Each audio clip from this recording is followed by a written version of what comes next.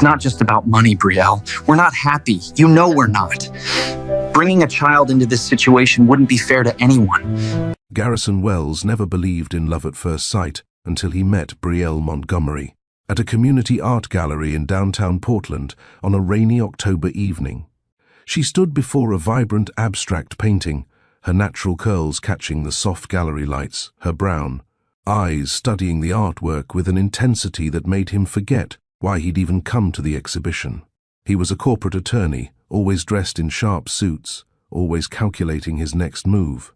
She was a middle school art teacher with paint-stained fingers and a laugh that could fill an entire room. Their love story began like something out of a movie. Garrison, usually reserved and methodical, found himself stumbling over his words as he approached her. "I think the artist was trying to capture the chaos of hope," he said, immediately regretting how pretentious he sounded. Brielle turned to him, a slight smile playing on her lips. "Or maybe it's just random paint splatters that we're overthinking," she replied, her eyes twinkling with humor. That night, they talked until the gallery closed, then continued their conversation at a nearby coffee shop until midnight.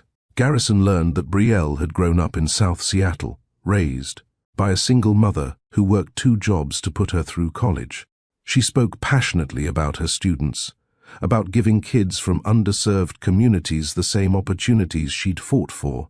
He told her about his childhood in suburban Spokane, about the pressure from his father to join the family law firm, about how he'd always followed the path expected of him. "Maybe it's time you chose your own path," Brielle had said, her hand accidentally brushing his across the table, sending electricity through both of them. They were married 18 months later in a beautiful ceremony that blended both their worlds. Brielle's family brought soul food, music and joy that made Garrison's typically reserved relatives actually get up and dance. His mother, Patricia, had initially been concerned about the relationship, a concern that barely masked her discomfort with her son marrying a black woman. But Brielle's warmth and grace eventually won over everyone, or so it seemed. The first 3 years of marriage were beautiful. They bought a modest house in a diverse neighborhood, created a home filled with Brielle's artwork and Garrison's collection of vintage books. They talked about children, about the family they'd build together, about raising kids who would be proud of both their heritages. But somewhere around year 4, cracks began to appear. Welcome to Mr. Roman's Story Vault, where every story carries a lesson that could change your life. If you believe in stories that inspire transformation, hit that subscribe button right now. And don't forget to hit the like button if you've ever had to choose between giving someone a second chance or protecting your peace. Now, let's dive in. Garrison made partner at his firm, and with that promotion came longer hours, bigger cases, and mounting pressure. He started missing dinners, then date nights, then entire weekends. Brielle threw herself into her teaching, starting an after-school art program that demanded more of her time and emotional energy. They began living parallel lives under the same roof. The real problems started when Brielle brought up children again. She was 32, Garrison was 35, and they'd always said they'd start a family before she turned 33. But now, Garrison hesitated. "Maybe we should wait," he said one night, not looking up from his laptop. "I'm up for the Carmichael case, and it's going to be intense for the next year." "You said that about the Patterson case," Brielle responded quietly. "And before that, the Henderson merger. This is different. This is my career, Brielle. I thought you understood that, and I thought we were building a life together. Not just careers." The arguments became more frequent. Garrison's mother, Patricia, didn't help matters. During family dinners, she'd make subtle comments about how demanding children were, how they changed everything, how maybe Garrison and Brielle should enjoy their freedom a while longer. Brielle saw through the coded language. Patricia didn't want mixed-race grandchildren, didn't want her social circle knowing her son had chosen a black woman to mother his children. Garrison, caught between his mother's passive-aggressive commentary and his wife's growing frustration, did what he'd always done. He buried himself in work and avoided the conflict. Then, on their 5th anniversary in late April, everything changed. Brielle had planned a special dinner, bought a new dress, and had news that terrified and excited her in equal measure. She'd taken 3 pregnancy tests that week, and all 3 showed the same result: positive. She hadn't planned it, but she wasn't preventing it either. They'd stopped using protection months ago during one of their rare intimate moments. And Brielle had taken it as a sign that maybe Garrison was ready, even if he hadn't said so. She set the table with candles, spring flowers from their garden, made his favorite meal, and waited. 7 o'clock came and went. Then 8. By 9:30, she was blowing out the candles. At 10:45, Garrison walked in, exhausted and distracted. "Sorry, the deposition ran late," he mumbled, loosening his tie. "We had plans, Garrison. It's our anniversary."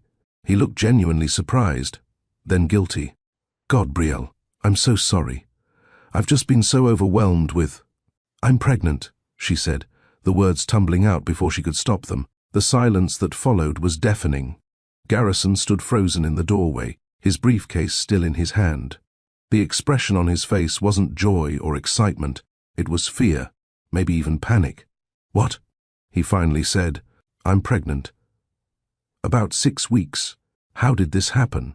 The question stung. "How do you think it happened, Garrison? I mean, we agreed to wait. We talked about this." "No, you said to wait. You've been saying to wait for 2 years. I thought maybe you'd changed your mind that night after your firm. Escala, when we actually connected for the first time in months." Garrison set down his briefcase and ran his hands through his hair. "This isn't a good time. The Carmichael case is about to go to trial. I'm working 80-hour weeks, and we're barely holding it together as is. So what are you saying?" He looked at her, and in his eyes, she saw something that broke her heart. "Maybe we should consider our options." "Options?" Her voice was barely a whisper. "I'm just saying we're not in a good place right now. Financially, emotionally. We're fine financially. You make plenty of money. It's not just about money, Brielle. We're not happy. You know we're not. Bringing a child into this situation wouldn't be fair to anyone." The words hung in the air between them like poison. Brielle felt tears streaming down her face, but she held her ground. "This is our child, Garrison. Our baby. It's a cluster of cells right now. We have time to make a rational decision." The clinical way he spoke about their child, about her child, made something inside Brielle shut down. She saw clearly in that moment who Garrison had become, or maybe who he'd always been beneath the charm and the initial passion. He was his father's son, practical and cold, making calculated decisions based on convenience rather than love. The next 3 weeks were torture. Garrison tried to be supportive, but Brielle could see the burden in his eyes every time he looked at her. He brought home pamphlets about pregnancy options, left his laptop open to articles about timing and family planning, and kept emphasizing that whatever she decided, he'd support her. But he never once said he wanted the baby. His mother made things worse. When they told her, Patricia's face went pale. "Oh my," she said, fanning herself dramatically. "Well, that's certainly unexpected. Are you sure you're ready for this, Garrison? You're at such a critical point in your career." She didn't even address Brielle. The final straw came at a family dinner at Patricia's house. Garrison's sister, Mallory, was there with her husband and 2 blonde-haired children. Patricia doted on them throughout the meal, then turned to Garrison with calculated concern. "You know, dear, I read an article about maternal stress and pregnancy outcomes. Given how strained things seem between you and Brielle, perhaps this isn't the right time to move forward with everything." Brielle stood up from the table. "Excuse me, I need some air." She walked out to the garden, tears blurring her vision. She heard footsteps behind her and assumed it was Garrison. But it was Mallory. "I'm sorry about my mother," Mallory said quietly. She has her views." "You mean she doesn't want black grandchildren?" Brielle said bluntly. Mallory didn't deny it. She grew up in a different time, but that doesn't excuse it. "For what it's worth, I think you'd be an amazing mother. Does your brother think that?" Mallory hesitated. "Garrison is scared. He's always done what Dad and Mom expected. This is probably the first time in his life where there's no clear playbook." "I'm scared too," Brielle admitted. "But I want this baby. I just wish he did. When they drove home that night in silence, Brielle made a decision. She couldn't raise a child with a man who saw them as an inconvenience, who couldn't stand up to his mother, who valued his career trajectory over their family. I want a divorce, she said, as Garrison pulled into their driveway. He turned to her, shocked. What? You heard me. This isn't working. We both know it, and I won't raise my child in a home where they're not wanted. Brielle, let's talk about this. We've talked enough. You've made your feelings clear.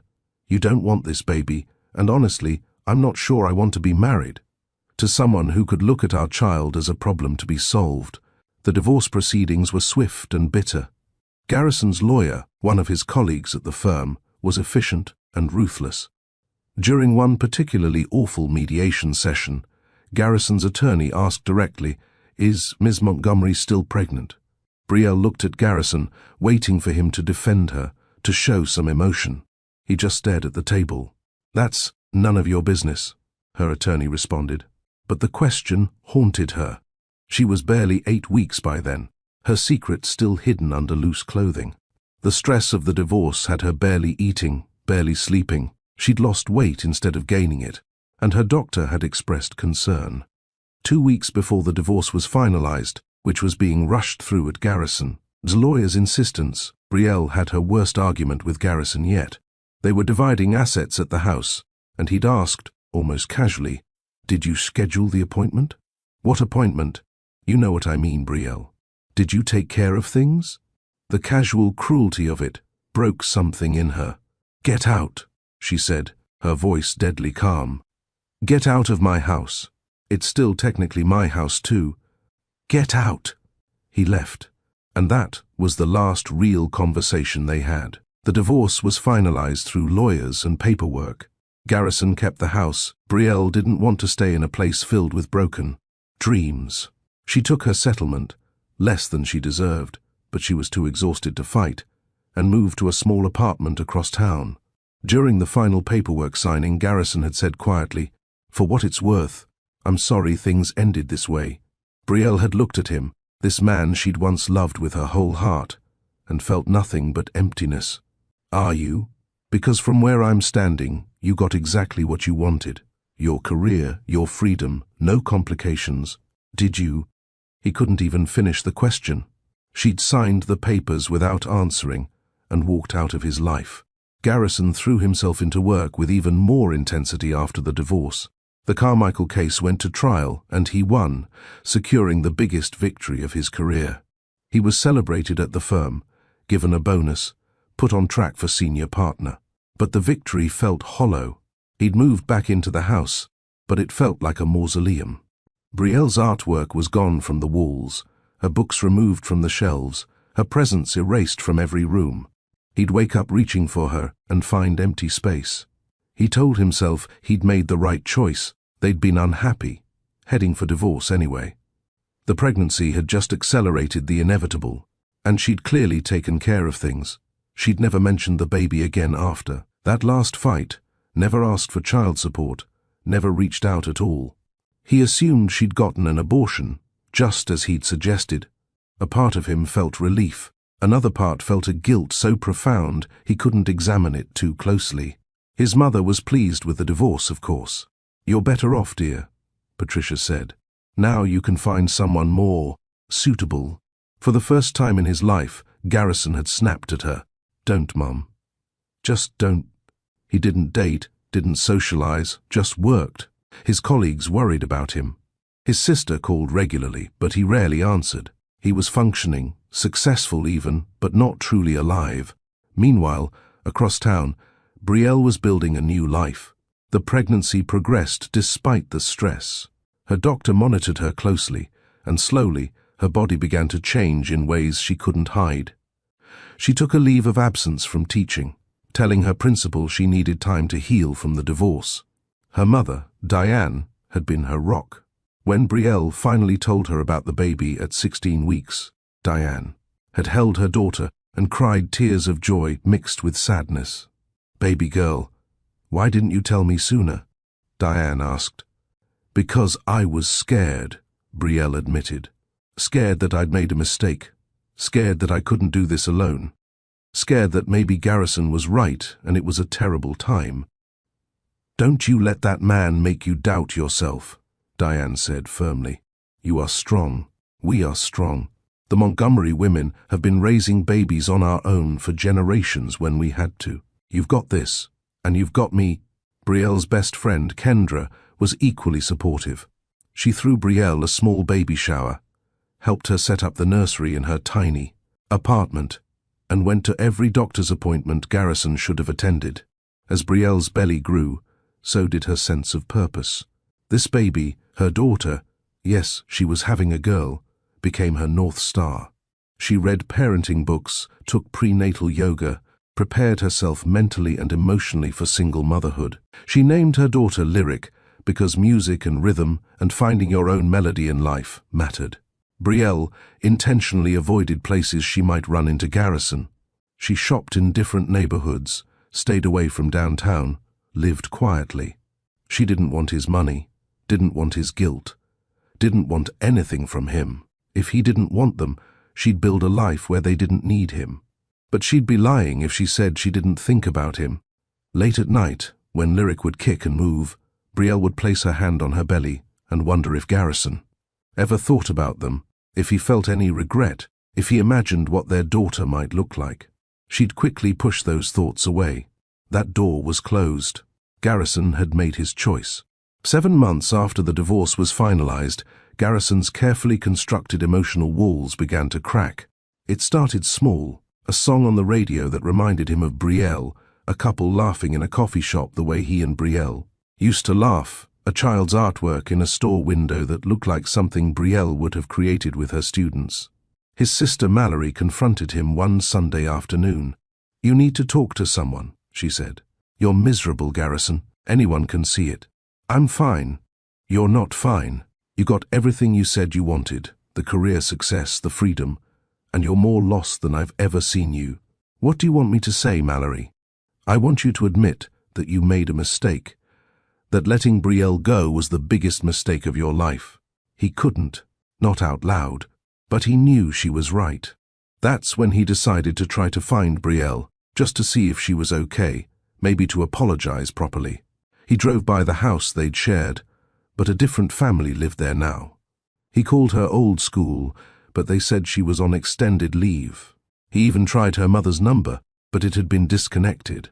Then, on a Saturday afternoon in late June, Garrison went to the farmer's market downtown, something he never did. But Mallory had dragged him out of the house, insisting he needed sunlight and fresh air. And that's when he saw her. Brielle was at a produce stand, examining strawberries, laughing at something the vendor said. She wore a flowing sundress in shades of yellow and orange that seemed to glow in the sunlight. Her natural curls were pulled back with a colorful scarf, and she looked radiant, more beautiful than he'd ever seen her. And she was very, very pregnant. Garrison stopped walking so abruptly that Mallory bumped into him. "What's wrong?" she asked, then followed his gaze. Oh my God. The world seemed to move in slow motion. Brielle turned, her hand resting protectively on her swollen belly, and her eyes met his across the crowded market. The smile dropped from her face. For a moment, they just stared at each other, the 7 months of silence stretching between them like a canyon. Garrison's mind was reeling. She was pregnant, still pregnant, very pregnant. Which meant, his brain did the math quickly. This was the same pregnancy, their baby. She'd never had an abortion. She'd been carrying their child this entire time, and he'd abandoned her. The realization hit him like a physical blow. His knees actually went weak, and Mallory had to grab his arm to steady him. "Garrison," Mallory whispered urgently. "Is that—" But Garrison was already moving forward, pushing through the crowd, his heart pounding so hard he could hear it in his ears. "Brielle!" She looked like she was considering running, her eyes wide with something between fear and anger. But she was too far along to move quickly, and he closed the distance between them before she could decide. "Brielle," he said again, breathless, staring at her belly, at the clear evidence of his colossal failure. You're still pregnant?" She finished, her voice cold. Yes, Garrison, I'm pregnant. Did you think I'd just… what? Make that decision because it was convenient for you? I thought… You never said anything. You never asked for support or… You made it very clear what you thought I should do, she cut him off. And I decided that what I did with my body and my baby was none of your concern. Our baby, he said quietly. It's our baby, Brielle. Her eyes flashed with anger. No, you gave up that right when you handed me abortion clinic pamphlets and asked if I'd taken care of things. This is my daughter. Mine, a daughter. He was going to have a daughter. The reality of it crashed over him in waves. Pause here for just a moment, because I need to know, what would you do if you were Garrison in this moment?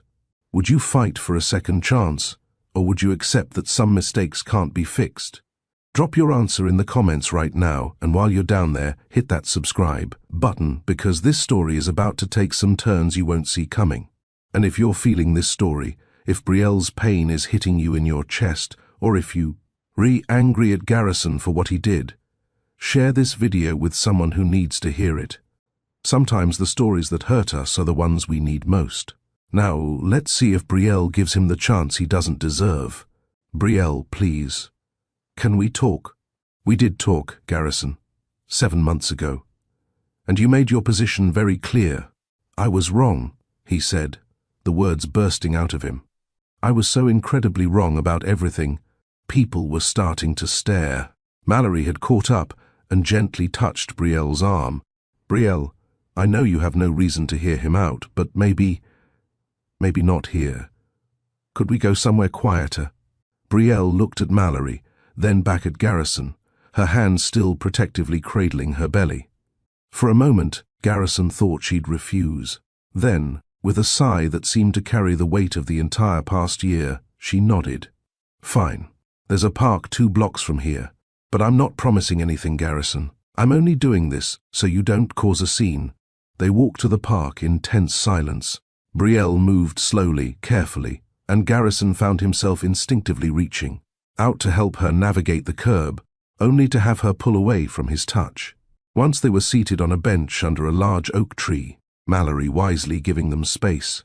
But staying within view, Garrison tried to find the words he should have said months ago. I'm sorry, he started. Those words aren't enough. I know they're not, but I need to say them. I'm so incredibly sorry, Brielle.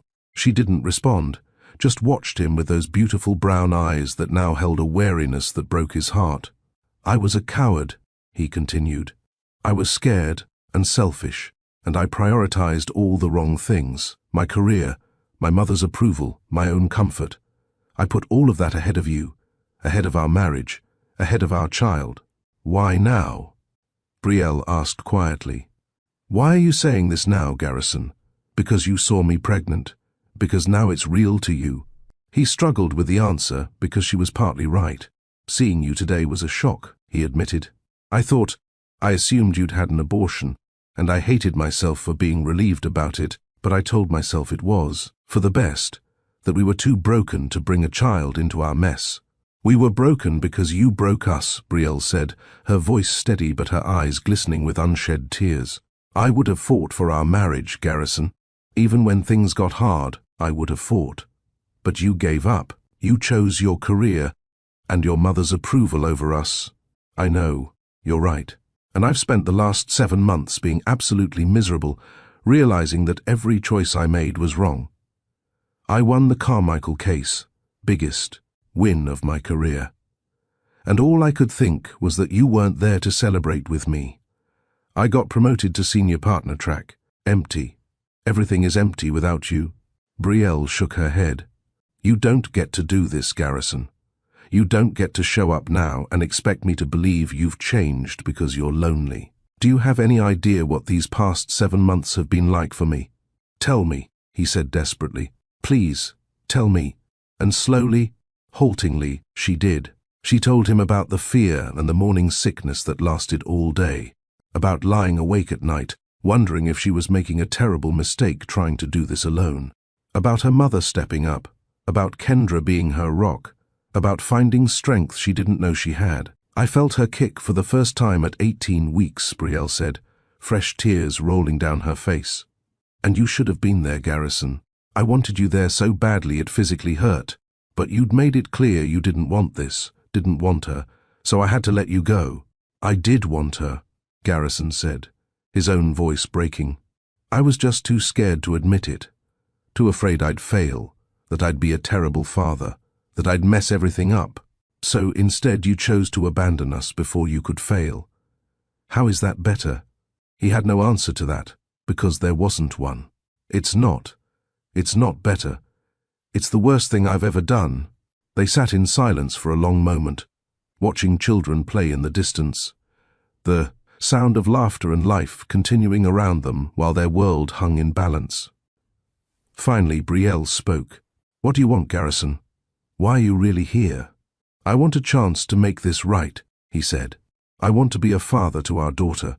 I want to support you, to be there for you, to... Stop, she held up her hand. Let's be very clear about something. Even if, and this is a huge if, I allow you to be part of Lyric's life, that doesn't mean we're getting back together. That doesn't fix our marriage. That ship has sailed. Lyric? He asked softly. That's her name. Lyric Montgomery. Not Lyric Wells, not Lyric Wells Montgomery. Just Lyric Montgomery. The fact that his daughter wouldn't carry his name stung, but he had no right to object. It's beautiful. The name. It's beautiful. You can't just waltz back in because you're having regrets, Brielle continued. If you want to be part of her life, you're going to have to prove yourself. Not with words, Garrison. With actions. Consistent, reliable actions over time. I'll do anything, he said immediately. Whatever you need. Whatever she needs. Brielle studied him for a long moment, her hand absently rubbing her belly. I have a doctor's appointment on Tuesday. A specialist appointment because I'm considered high risk given the stress of the past months. If you're serious about this, you can meet me there. 3 o'clock at Portland Women's Health Center. I'll be there, he said quickly. And Garrison, if you miss this appointment, if you let me down even once, you won't get another chance. I won't let you break my daughter's heart the way you broke mine. He nodded, understanding the gravity of what she was offering. I won't let you down, either of you. Not again. Tuesday came, and Garrison showed up 45 minutes early to the doctor's office, pacing the waiting room like an expectant father, which he supposed he was. When Brielle arrived with her mother, Diane, he stood immediately. Diane gave him a look that could freeze fire. You have some nerve showing up here, she said coldly. Mom, it's okay, Brielle said softly. I invited him. Baby, you sure about this? Because I can make him disappear real quick, Diane said, only half joking. Despite everything, Brielle smiled slightly. I'm sure, Mama. Will you wait out here? I'll be right here if you need me, Diane said, giving Garrison one more warning look before sitting down. The ultrasound was the most profound experience of Garrison's life. Seeing his daughter on the screen, watching her move, hearing her heartbeat. It made everything real in a way his imagination couldn't have prepared him for. She's perfect, he whispered, his voice thick with emotion. Brielle watched his face rather than the screen. She'd seen Lyric dozens of times in ultrasounds already. What she was looking for was whether Garrison's emotion was real or performative. What she saw in his eyes, the wonder, the tears, the instant love, looked genuine. But she'd been fooled before. After the appointment, they sat in the parking lot and talked. Garrison asked questions about Brielle's health, about what she needed, about the birth plan. He offered financial support, which Brielle reluctantly accepted, not for herself but for Lyric. I don't want your money out of guilt, she said clearly, but I won't let pride stop me from accepting support for my daughter, so we'll set up something official, through lawyers. Child support appropriate to your income. I want to be more than a check, Brielle. That's not for me to decide. That's for you to prove and for Lyric to decide as she grows up. Over the following weeks, Garrison showed up. Not perfectly. He was still learning, still making mistakes, but he was present. He came to the next doctor's appointment, and the one after that. He asked if he could help set up the nursery, and spent a Saturday building. A crib and changing table while Brielle directed from a chair, her feet up. It was awkward and sometimes painful. They weren't a couple anymore, and the wounds from their divorce were still fresh.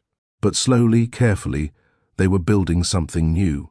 Not a romance, but a partnership focused on their daughter. Garrison also started making other changes. He set boundaries at work, actually leaving at reasonable hours. He attended therapy, working through his issues with conflict avoidance and his unhealthy relationship with his mother's approval.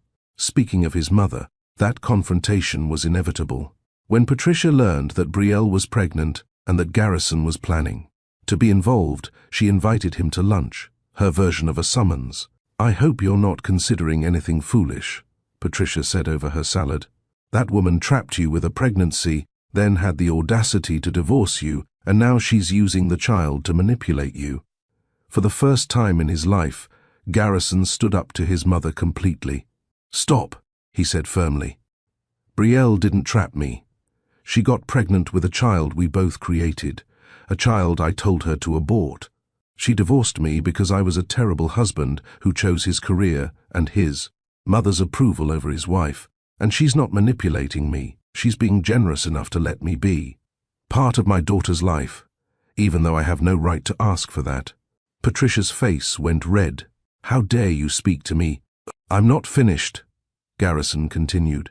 "I'm going to be a father in about 6 weeks. My daughter is half black, and she's going to be beautiful and perfect. If you can't accept her, if you can't love her unconditionally, then you won't be part of her life. Or mine. Garrison, you're being ridiculous. I'm being a father, finally, and I'm choosing my daughter over your prejudice.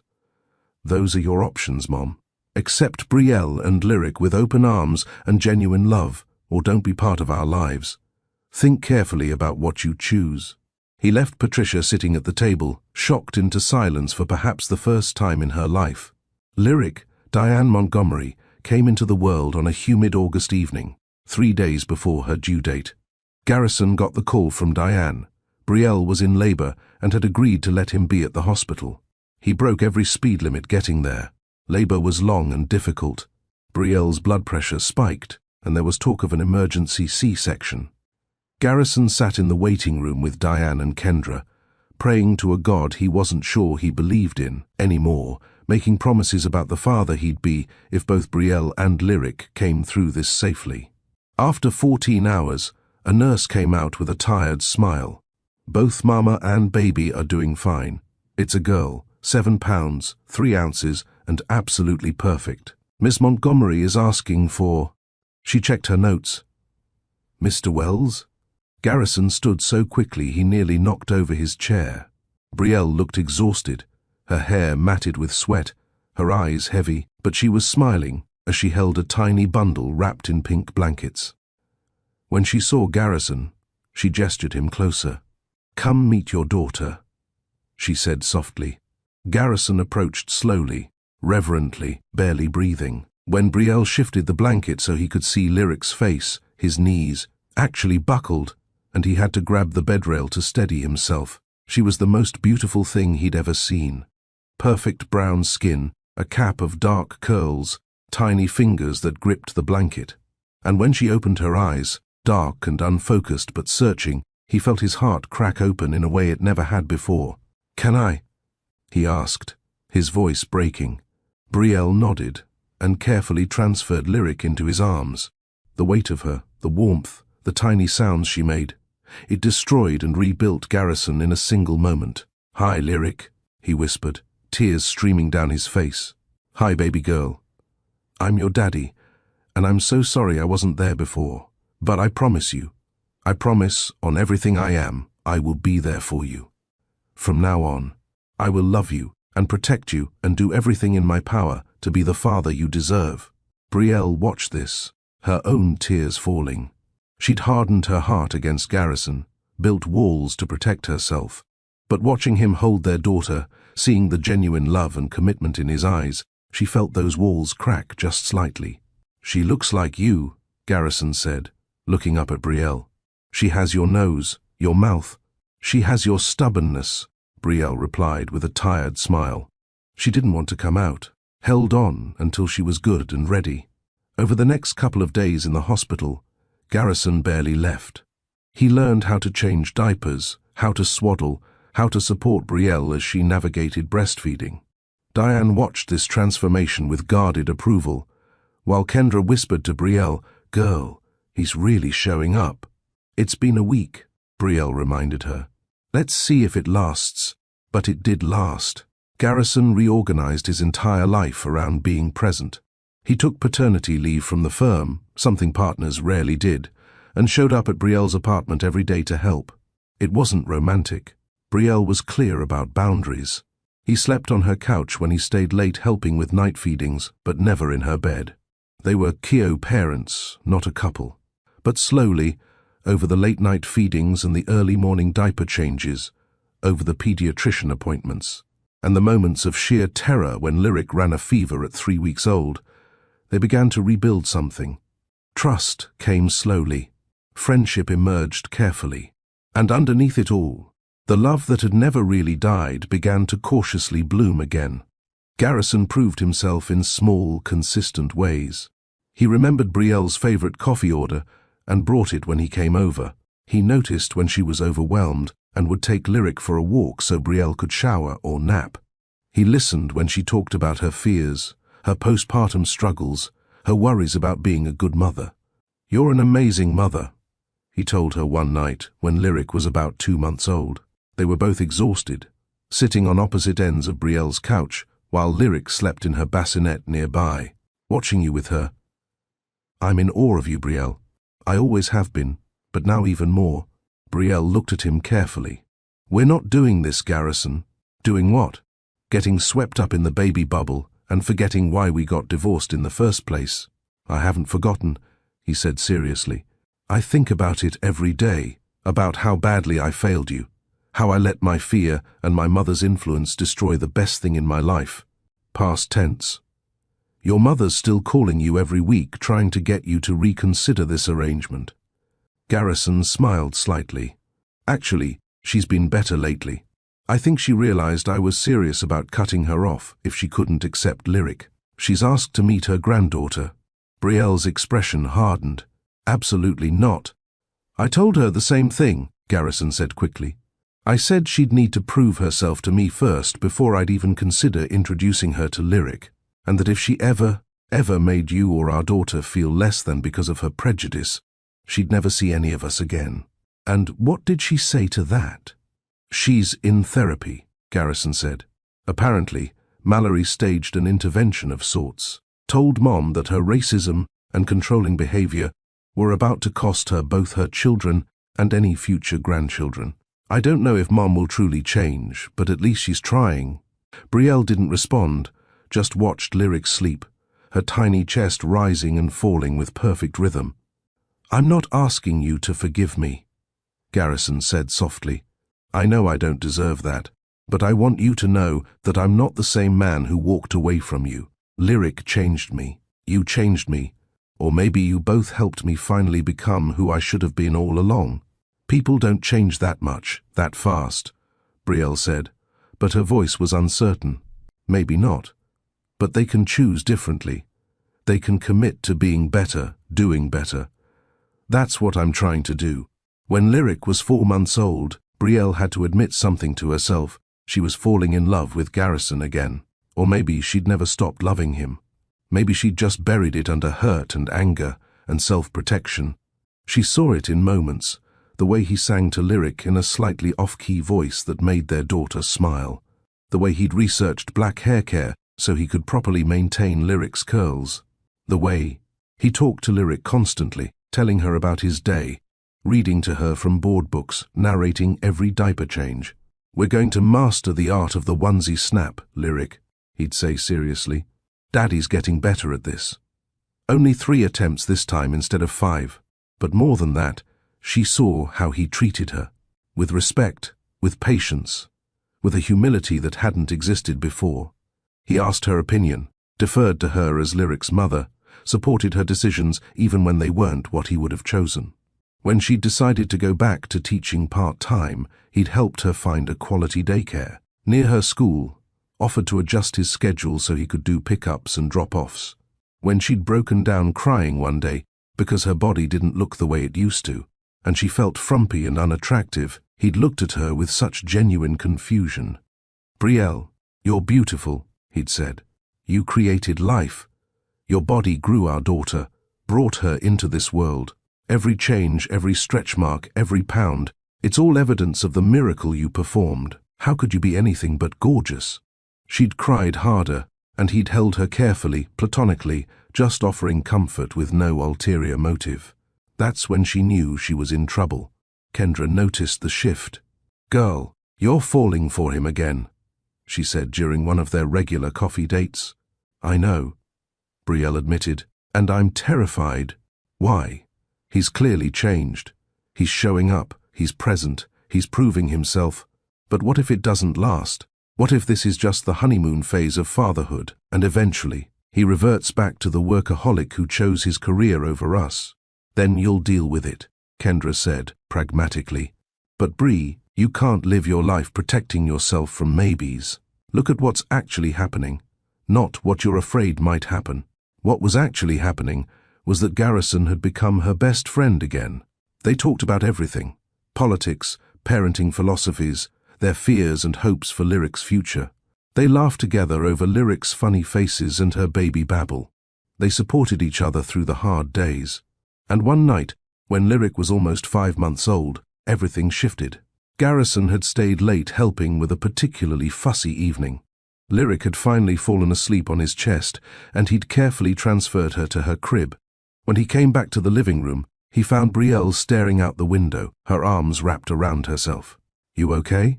he asked softly. "I'm scared," she admitted without turning around. "Of what?" "Of this. Of us. Of feeling things I shouldn't feel." He moved closer, but didn't touch her. "What are you feeling?" She turned to face him, and in her eyes he saw everything: the love, the fear, the hope, the pain. "I'm feeling like I want to give us another chance, and I'm terrified that's the biggest mistake I could make."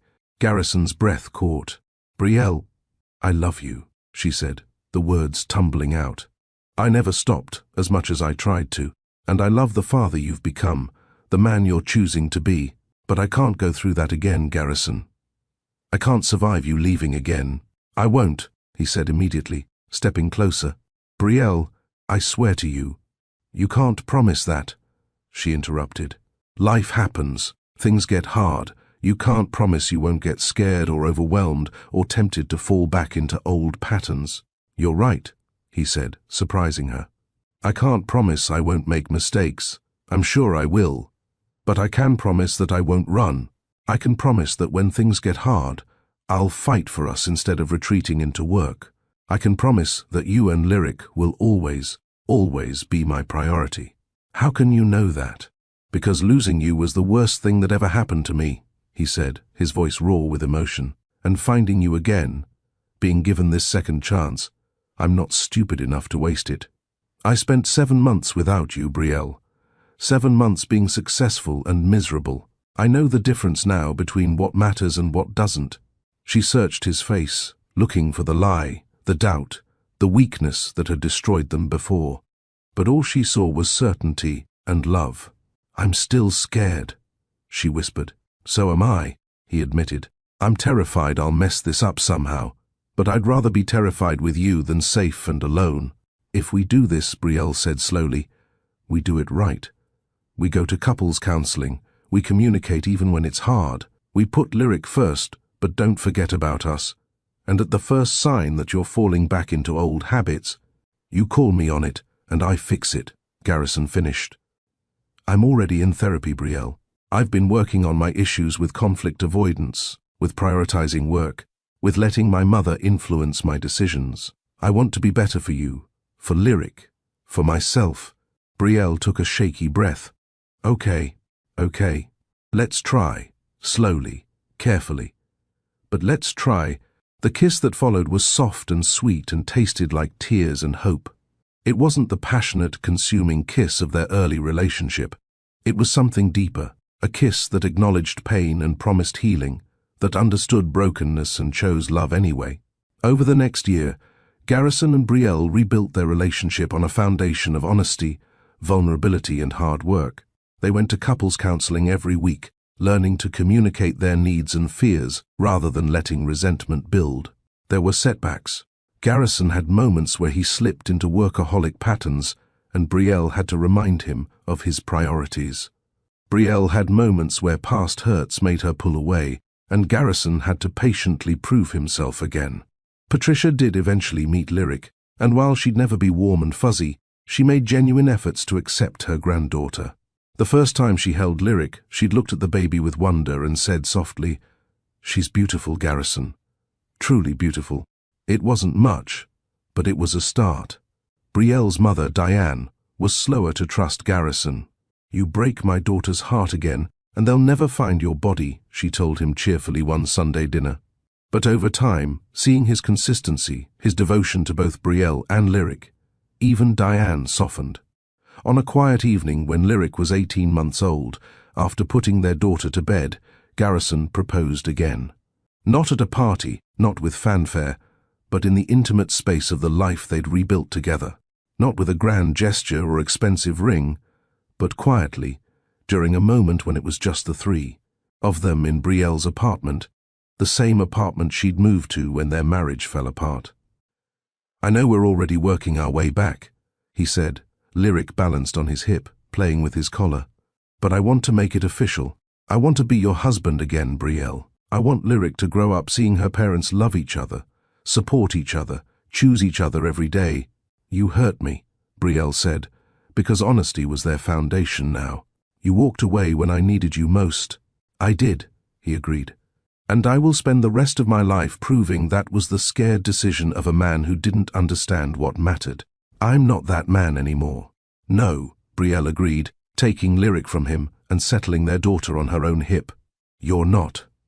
You're the man who shows up, who changes diapers at 3 a.m., who researches the best schools in diverse neighborhoods, who stands up to his mother, who goes to therapy, who loves us enough to do the work. Is that a yes?" She smiled, that brilliant smile that had captured his heart in an art gallery years ago. "It's a yes, but we're doing this differently. We're planning a wedding together, not rushing into it. We're starting marriage counseling before the wedding, not after things fall apart. And we're writing our own vows that actually reflect who we are and what we've been through." "Deal," he said, pulling her and Lyric into his arms.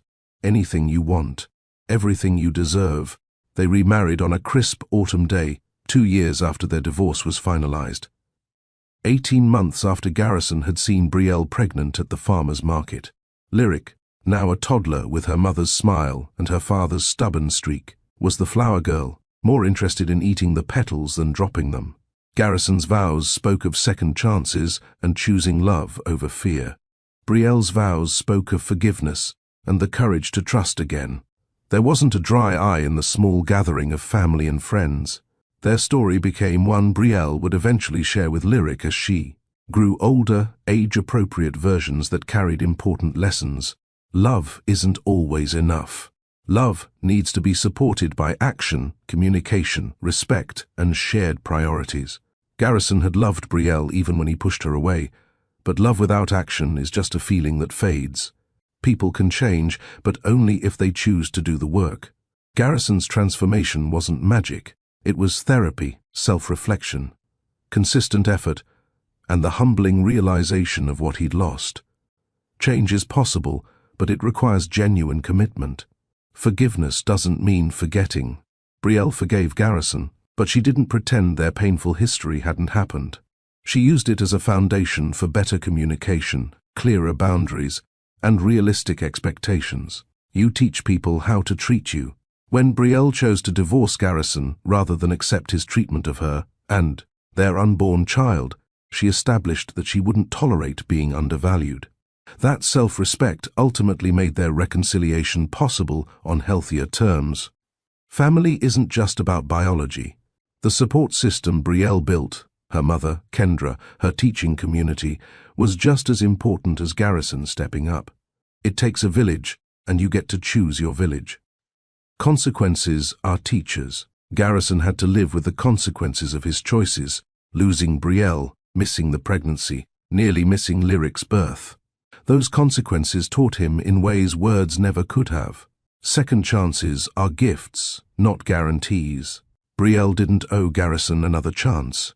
She gave it because she saw genuine change and was willing to risk her heart again. But she went in with eyes open, boundaries clear. Your children are watching. As Lyric grew, she would see her parents communicate through disagreements, apologize when they messed up, prioritize their relationship, and choose each other even when it was hard. That would teach her more about healthy love than any words could. 5 years after their remarriage, Garrison and Brielle sat on the porch of the house they'd bought together. In a neighborhood they'd chosen together, diverse, close to good schools, filled with families of all kinds. Lyric, now 7, was inside with her little brother Mason, reading him a story with the dramatic flair she'd inherited from her mother. Their daughter was artistic like Brielle, stubborn like both of them, and had Garrison completely wrapped around her little finger. "Do you ever think about that day at the farmer's market?" Garrison asked, his hand finding Brielle's. "Sometimes," she admitted. "I was so angry when I saw you. I was devastated," he said, "seeing you pregnant, realizing what I'd thrown away, knowing I'd abandoned you during the hardest months. But we made it here," Brielle said, squeezing his hand. "It wasn't easy and it wasn't quick, but we made it. I'm grateful every day that you gave me another chance, that you let me be Lyric's father, that you trusted me with your heart again." Brielle leaned her head on his shoulder. "I'm grateful you did the work to become someone worthy of that trust. The Garrison I divorced wouldn't have been capable of this life. But the man you chose to become, he's everything I ever hoped for." Inside, they heard Lyric's voice, and they lived happily ever after because they talked about their feelings and went to therapy.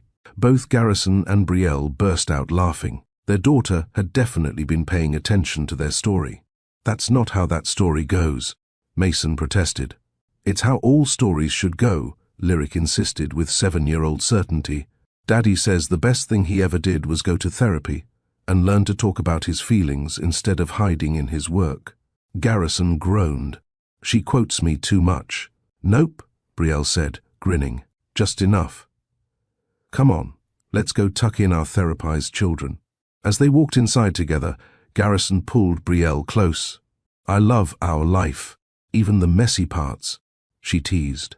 "Especially the messy parts," he said seriously. "They taught me what matters. You, Lyric, Mason, you're what matters. Everything else is just noise." And as they tucked their children into bed, reading stories and giving kisses, Brielle marveled at the journey they'd taken. From the painful ending of their first marriage to the beautiful complexity of their second chance.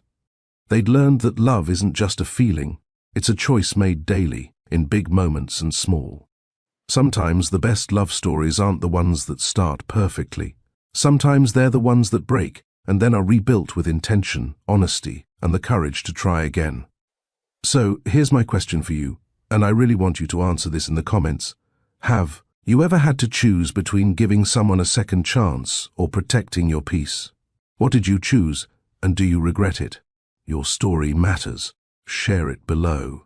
And while you're in the comments, tell me, what was the moment in this story that hit you the hardest? Was it when Garrison saw her pregnant? When he missed the anniversary? When he held Lyric for the first time? I want to know what landed for you. If you loved this story, smash that like button, subscribe for more real-life stories that'll make you feel everything, and share this with someone who believes in second chances, or someone who needs to hear that it's okay not to give one.